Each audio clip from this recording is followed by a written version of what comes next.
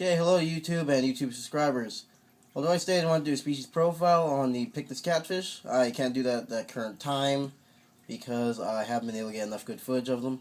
In fact, I haven't been able to get any footage of them. And also, I did say I want to do a species profile on the pearl, well, not the pearl grammy, the croaking grammy. My croaking grammy is currently a bit sick, and I don't think it would be best to film him. But he's not in a terrible state, he's just in a rare inactive state because he has a little wound that's healing. So instead, I'm going to do my first plant species profile. I've stated before that I'm not necessarily the expert on plants, but I do know a little bit on plants, like every aquariumist eventually at some point should. So, I'm going to start my first plant species profile with the, pretty much the most easily kept and possibly one of the most common aquarium plants there is. This is Anubia. This is Anubia nana. Now, Anubia nana is, it's in the same family as crypts and a lot of the sword plants. But one thing that's interesting about this plant is it grows as a horizontal stem called rhizome. And you see the stem, it has the roots are attached directly to a stem. And then it grows its leaves outwards and upwards from that stem. So it has a horizontal stem, and in the Anubia plant, the stem is actually used for photosynthesis, as you can tell by the fact that the stem is quite green. So if you do plant your Anubia, you can never bury the stem, or else that'll cause the plant to rot. Now, Anubia plants are kind of an interesting plant that they grow differently depending on what you got them growing on. For example, this plant here is growing on the substrate. And as you can tell, it's just resting on there, and it's sunken, and it's growing. It's become a rather elongated plant. For example, this one, I've cut this one at least once, so if I hadn't cut it, it would probably be over a foot in length. Well, if you look at this one here, this plant, this Anubia nana right here was growing, partially settling on rock, and I actually moved the rock, so now it's growing kind of upwards, kind of like a tree. And then this Anubia nana here is growing directly attached to this driftwood. And it is growing outwards. It loops up around to the back of the driftwood, and to the side of the driftwood also. You know, this is a separate plant, but this main plant here is also looping out to the side.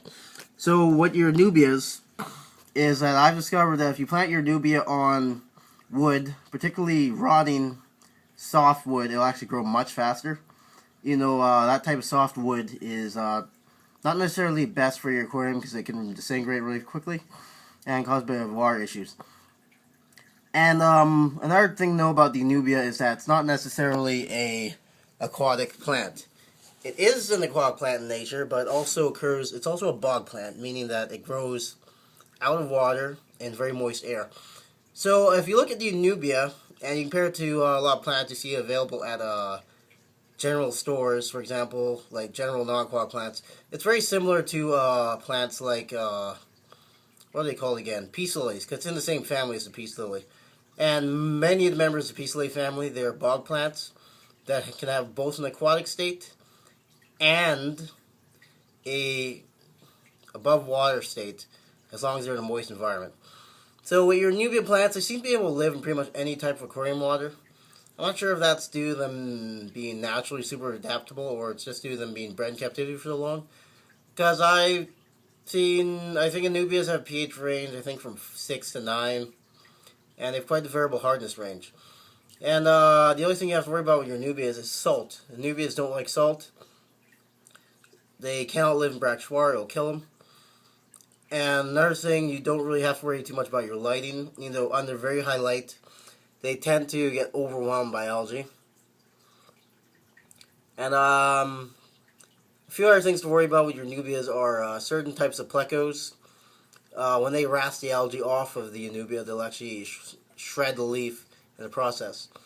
But in generally speaking, these plants are not something that is targeted for herbivory by planting fish, because they have these thick leaves. If you ever touch an Anubia leaf and you just put it in your hand and you kind of rub it, it feels kind of like it's made of rubber. So it feels like the plant is fake, when in fact it's actually real.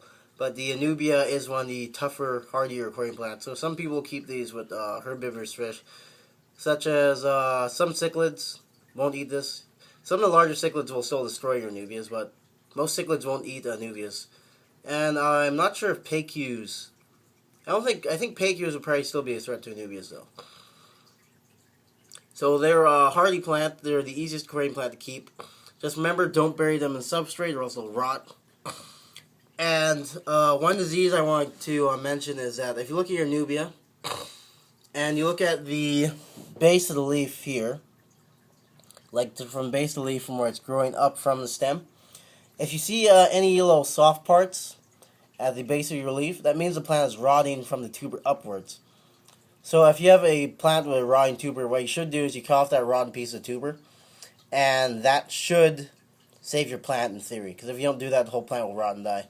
And another thing to do by reproducing your Anubias, you should reproduce them by cutting them.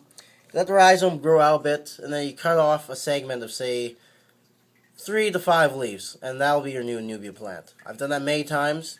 For fact, all the plants on this side here actually originate from cuttings from plants on this side. For example, I think this plant here, I might cut it eventually. Maybe I might be able to cut this one into 2 or 3 plants. And this one could get cutting too, maybe in a few months also. So this has been the first plant species profile. Thanks for watching. Please rate, comment, and subscribe.